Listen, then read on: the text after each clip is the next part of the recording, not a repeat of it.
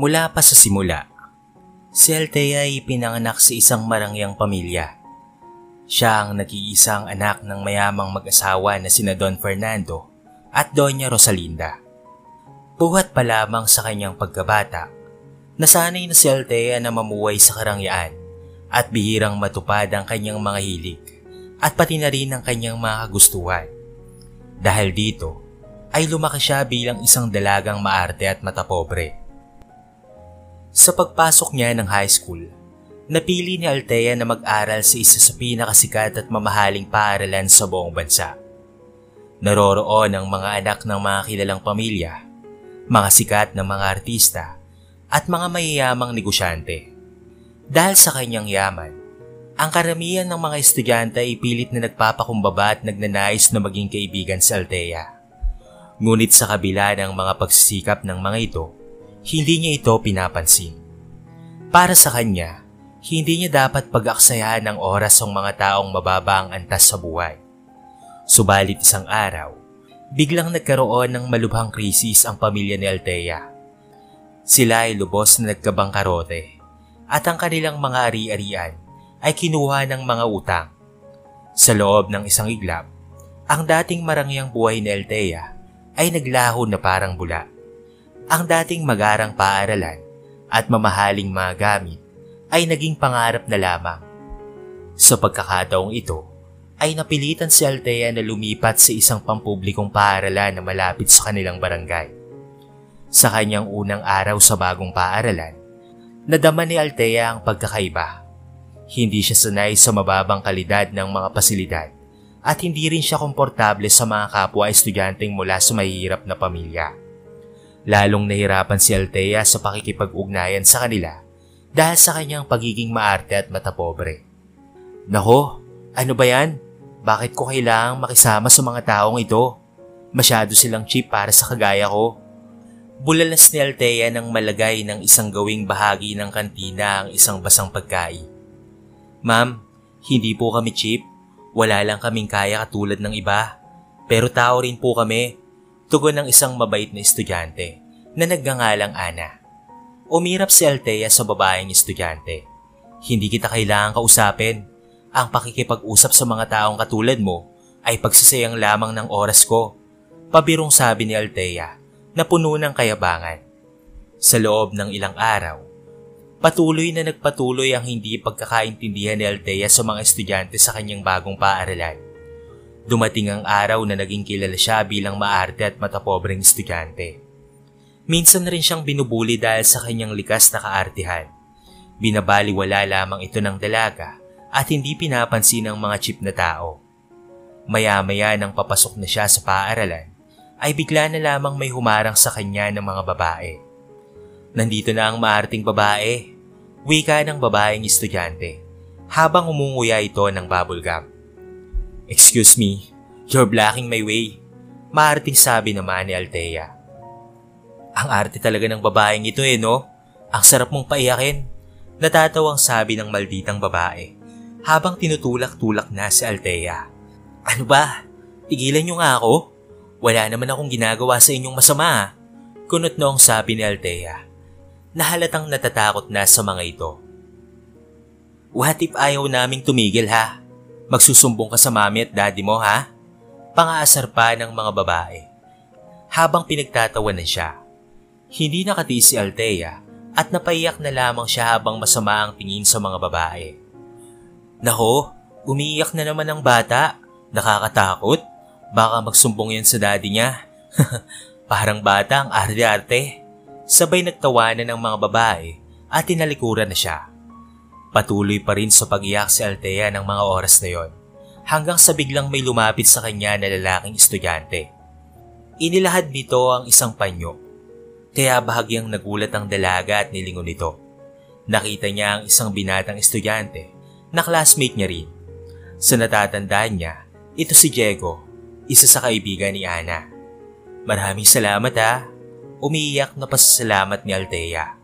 Sinamahan siya ng binatang si Diego hanggang sa makapasok sa paaralan.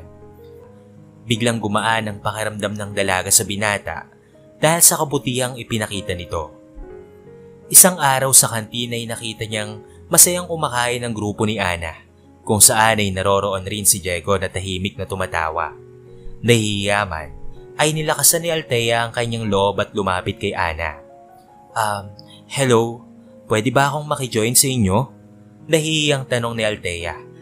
Kaya sabay na nagsitinginan sa isa't isa ang grupo ni Ana. Sorry pero, cheap kasi kaming tao, hindi ka bagay sa amin dahil sosyal at mayaman ka. Madiing sagot naman ni Ana, kaya't bahagyang napayuko ang dalagang si Althea. No, it's fine. Hindi naman doon nakabase ang lahat. Gusto ko lang magkaroon ng kaibigan at makisama sa inyo. Na kayo kung saan naman ni Althea. Sandaling natigilan ang grupo ni Ana, ngunit sa huli ay sumang-ayon na rin naman ang mga ito sa rason niya, kaya't napangiti na lamang rin si Althea. Ganun pa man, unti-unti niyang napagtanto na hindi ang yaman o pangalan ang basihan ng tunay na halaga ng isang tao. Sa pagsasama-sama nila sa mga proyekto at mga gawain sa paaralan, ay unti-unti niyang natutunan na ang pagkakaibigan ay hindi palaging hadlang sa pagkakaunawaan at pagkakaibigan. Sa gitna ng paghihirap na dinararas ng kanyang pamilya, natutunan ni Althea ang kahalagahan ng tunay na pagkakaibigan at pagtulong sa kapwa. Hindi niya na itinuring na cheap o mababa ang mga taong nakapaligid sa kanya. Sa halip, naging mas maunawain siya at naging handang maabot ang tulong sa mga nangangailangan. Nagsisisi ako sa mga naging pananaw ko dati sa buhay. Hindi pala ang yaman ang sukatan ng halaga ng isang tao. Ang tunay na kayamanan pala ay ang puso at pagmamahal na handang ibigay sa iba. Bulong ni Althea sa kanyang sarili. Sa paglipas ng mga panahon, naging kilala si Althea hindi bilang isang mayamang dalaga, kung hindi bilang isang taong may malasakit sa kapwa. Tinulungan niya ang mga nangangailangan, itinaguyod ang mga proyekto para sa komunidad, at naging halimbawa ng pagbabago. Ang dating maarte at matapobreng dalaga ay nagbago na, at ang kanyang puso ay napuno ng kabutihan at pagmamahal. Sa kabilang banda, ang mga estudyante sa paaralan ay natutunan rin ng mahalagang leksyon patungkol sa pagtanggap at pagbibigay halaga sa bawat isa. Sila'y nagkaisa upang ipakita kay Althea na hindi lamang ang yaman ang nagbibigay ng tunay na halaga sa isang tao. Sa huli, si Althea ay naging inspirasyon sa marami. Ang kanyang kwento ay naging patunay na ang pagbabago at pag-asa ay posible kahit sa pinakamalalim na krisis. Sa gitna ng pagkawala ng karangyaan, natagpuan niya ang tunay na kahalagahan ng buhay. Ang mga taong nagmamahal at ang kahandaan na maglingkod sa kapwa. Noong mga sumunod na araw, ay patuloy na nagpapakumbaba si Althea at nagpapakita ng kabaitan sa kanyang mga kapwa-estudyante. Naging aktibo siya sa mga gawain sa paaralan at naglingkod bilang isang leader ng mga proyekto para sa kanilang komunidad. Sa bawat pagkakataon, pinapakita niya ang kanyang dedikasyon sa pagtulong at pag-unawa sa iba. Napansin ng mga guro at iba pang mga estudyante ang malaking pagbabago sa pag-uugali ni Althea. Sa halip na tignan siya bilang isang maarte at matapobreng estudyante, inaasahan na siya bilang isang inspirasyon at huwaran. Napalapit siya sa mga taong dati iniiwasan niya at natanggap siya ng buong puso ng mga ito. Sa mga taong nakasalamuha ni Althea, natutunan nila na ang tunay na halaga ng tao ay hindi nasusukat sa yaman, antas sa buhay, o pagmamalaki. Napagtanto nila na ang pinakamahalaga ay ang pagmamahal at ang pagkakaroon ng malasakit sa kapwa. Tinanggap nila si Althea bilang isang kaibigan, hindi dahil sa kanyang dating yaman, kung hindi dahil sa kanyang mga magagandang pagbabago at katangiang puso. Naging matagumpay ang proyekto at gawain na pinangunahan ni Althea. Naging inspirasyon siya sa iba pang mga estudyante na ipakita ang kabutihang loob at maglingkod sa kapwa. Ang dating sosyalera na iniiwasan ng marami ay naging leader at mabuting halimbawa ng pagbabago. Sa gitna ng mga hamon at pagsubok na dumaraan sa kanyang buhay, natutunan ni Althea na ang tunay na kayamanan ay hindi sa material na bagay, dahil ang tunay na kayamanan ay ang kagandahang loob at pagmamalasakit sa iba. Dahil sa kanyang karanasan, ay naging bukas ang kanyang isipan at puso sa mga pangangailangan ng iba.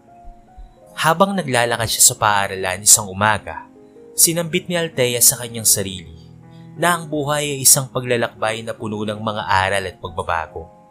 Ang tunay na tagumpay ay hindi nakasalalay sa yaman, kung hindi sa kahandaan nating magmahal at maglingkod sa ibang tao.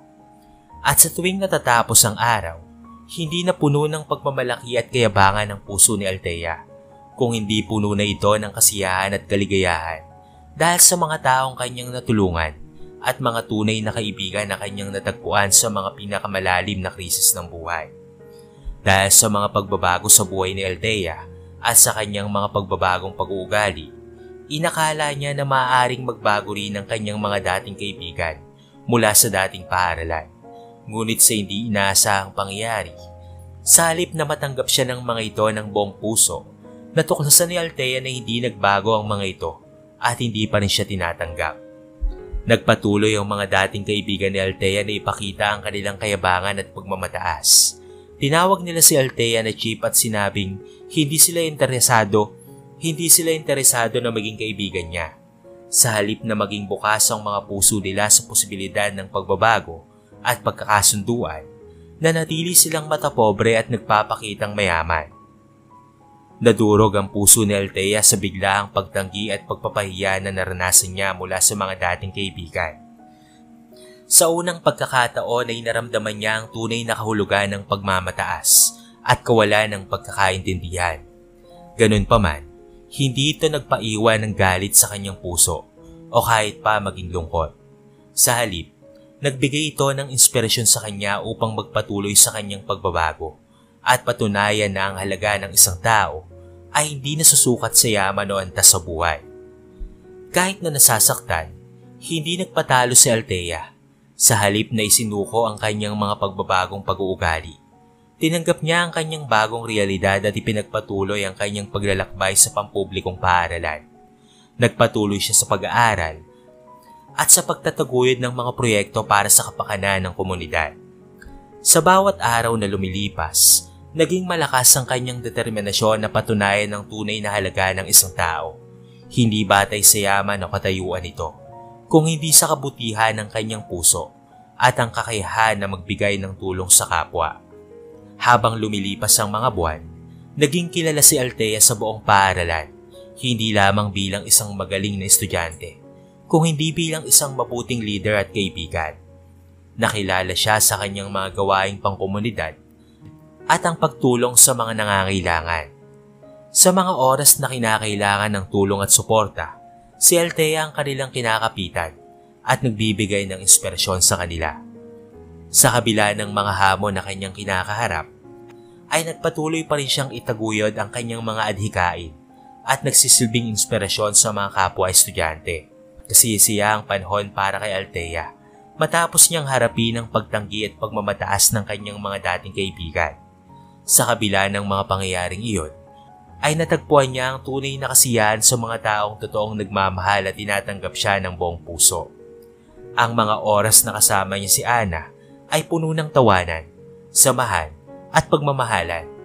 Naging sandigan ni Althea si Ana na patuloy na sumusuporta sa kanyang mga pangarap at pagbabago.